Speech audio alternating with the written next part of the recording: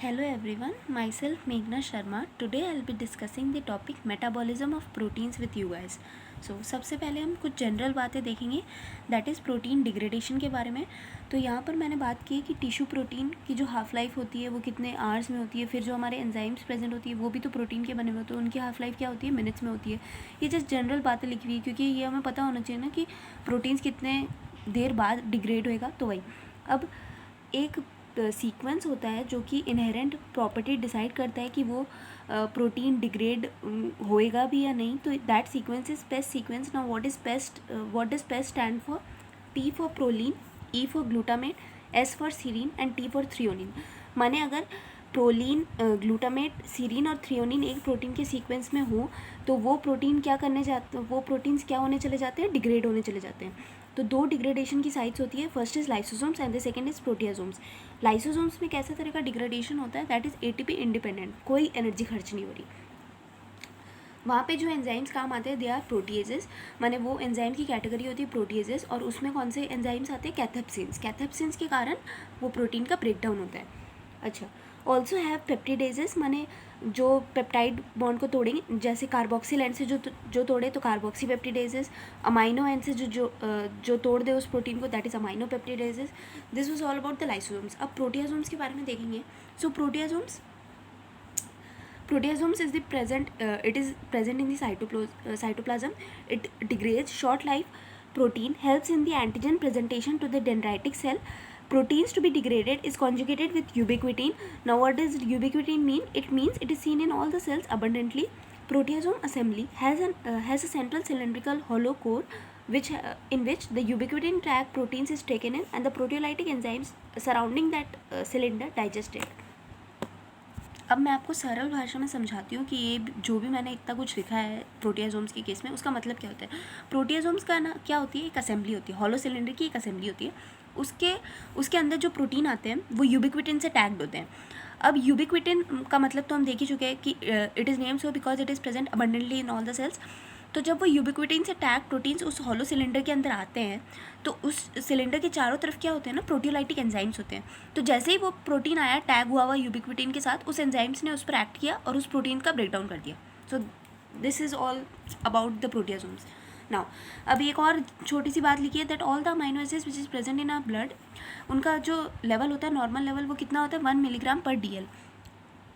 और वहीं पर हम जो देख रहे हैं ग्लूटामेट और ग्लूटामाइन का लेवल वो कितना हो जाता है, वो 10 मिलीग्राम पर DL भी डेसीलीटर, DL माने डेसीलीटर होता है. ठीक है, अब जो हम फर्स्ट स्टेप देखेंगे दैट इज़ ट्रांसअमाइनेशन. तो ट्रांसअमाइनेशन, अच्छा सबसे पहले तो हम देखना भूल ही गए कि अमोनिया का एक्चुअल में सोर्स क्या होता है. It is produced during the catabolism of amino acids as well as during the catabolism of purines and pyrimidines. अब देखो जो हम खाना खाते हैं प्रोटीन्स, वो प्रोटीन्स जो हमारे डाइजेशन हो रहा है वो अल्टीमेटली क्या देंगे, अमाइनो एसिड. और ये अमाइनो एसिड का ही कैटाबॉलिज्म हमें क्या देगा, अमोनिया. तो अब उसी अमोनिया से रिलेटेड जितनी भी बातें हुई कि वो हो रहा है. So first is the transamination process. इसमें क्या होता है, first I will read it out and then I will explain to you. So, for exchange of alpha amino group between the one alpha amino acid and alpha keto acid. Now the enzymes which are present here as a group are known as amino transferases. क्योंकि यहाँ पर क्या हो रहा है, amino group का transfer हो रहा है, so they are known as amino transferases.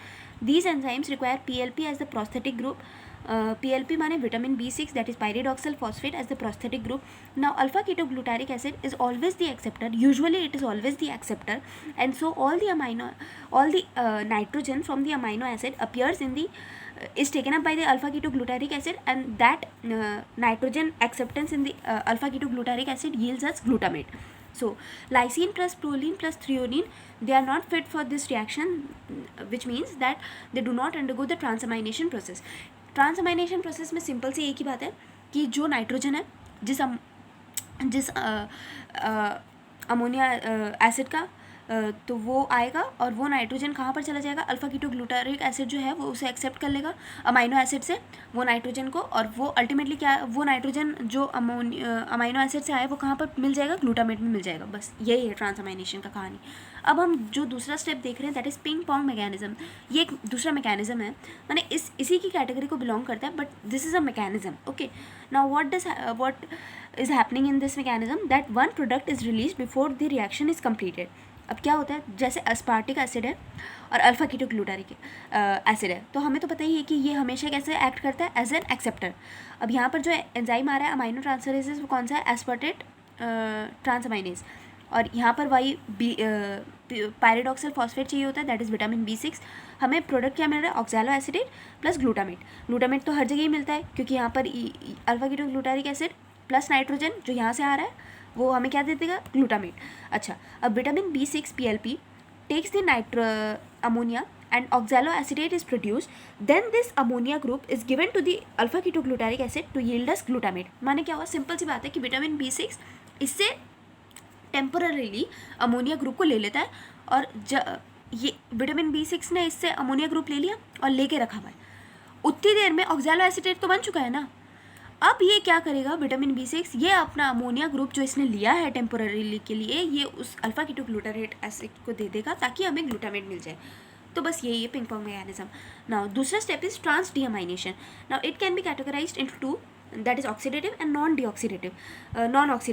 So oxidative is most important, so that's why I have written it over here. Non-oxidative बहुत ही easy है, वो आप देख सकते हैं अपनी बुक्स में, वो उसके लिए कुछ एक्सप्लेनेशन की दरकार नहीं है, बट ऑक्सीडेटिव वाला इंपॉर्टेंट है। तो अब जो हम देख रहे थे ना ग्लूटामेट जो यहाँ पर बना हुआ है, जो अमोनिया ग्रुप को लेकर आ रहा है एक अमाइनो एसिड से, अब हम उसके बाद उसकी कहानी देखेंगे। सो लिवर के माइटोकॉन्ड्रिया में एक एंजाइम होता है दैट इज ग्लूटामेट डिहाइड्रोजिनेस। वो क्या करता है, ग्लूटामेट पर एक्ट करता है, ग्लूटामेट डिहाइड्रोजिनेस। हाँ, ये NAD+ को NADH में कन्वर्ट कर देता है, ये सब है। माने यहाँ पर एक वाटर का मॉलिक्यूल आता है और हमें क्या देता है, ये फिर से अल्फा कीटोग्लूटारिक एसिड देता है और एक अमोनिया ग्रुप को फ्री कर देता है। माने जो ये अमोनिया ग्रुप लेकर आ रहा था उस अमाइनो एसिड से, उसने इसको फ्री कर दिया। अब किसकी मदद से, ग्लूटामेट डिहाइड्रोजिनेस की मदद से। अब ये ग्लूटामेट डिहाइड्रोजिनेस, यहाँ पर पानी आ रहा था, ये जो एंजाइम है ये एलोस्टेरिकली कंट्रोल हुआ हुआ रहता है। कैसे, एलोस्टेरिक रेगुलेशन से होता है ये मॉडिफाई। तो इसको स्टिमुलेट कौन करता है, that is done by ADP, और इसको इनहिबिट कौन कर सकता है, GTP।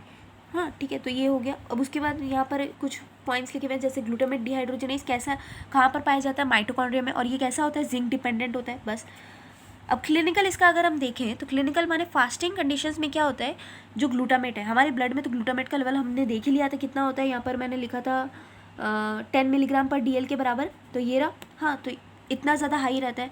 तो ये ग्लूटामेट पर कौन एक्ट करता है, ग्लूटामेट डिहाइड्रोजिनेस। कहाँ पर है ये एंजाइम, ये एंजाइम सिर्फ और सिर्फ लिवर में पाया जाता है, ये किसी भी सेल्स में पाया नहीं जाता है, इसीलिए हमारा अमोनिया जो है वो फ्री रिलीज नहीं होता है किसी भी सेल्स में, सिर्फ और सिर्फ लिवर में अमोनिया रिलीज होता है फ्री।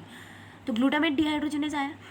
अब इसको एक्टिवेट कौन कर रहा है, फास्टिंग में ऐसा क्या हो रखा है, फास्टिंग में हमारी बॉडी में एनर्जी नहीं है, तो एनर्जी नहीं है माने ADP के लेवल बहुत ज़्यादा है, ADP के अगर लेवल बहुत ज़्यादा है तो इसको एक्टिवेट करेंगे। इसको एक्टिवेट करेंगे तो हमें क्या मिलेगा, अल्फा कीटोग्लूटारेट। अब अल्फा कीटोग्लूटारेट जैसे हम सब जानते हैं कि ये एक TCA साइकिल का इंटरमीडिएट होता है, तो ये TCA साइकिल में चला जाएगा और हमें एनर्जी प्रोवाइड करेगा, बस कहानी खत्म। फास्टिंग के जो भी माने फास्टिंग के दौरान हम लोग को जिस भी चीज़ की दरकार थी वो इसने फुलफिल कर दी ना, इस ग्लूटामेट ने, तो बस वही हो गया। अब ग्लूटामिन इज एन इंट्रासेलुलर माने ये सेल्स के अंदर प्रोड्यूस होता है, अमोनिया प्लस ग्लूटामिक एसिड। ये कैसे बनता है, अमोनिया प्लस ग्लूटामिक एसिड, और ये क्या करता है, ये ट्रांसपोर्ट फॉर्म है अमोनिया ग्रुप का, किधर, ब्रेन और इंटेस्टाइन में, कहाँ तक के लिए, सबको ही पता है कि ग्लूटामेट डिहाइड्रोजिनेस ग्लूटामिनेस ये कहाँ प्रेजेंट होते हैं, ये लिवर में प्रेजेंट होता है। तो वही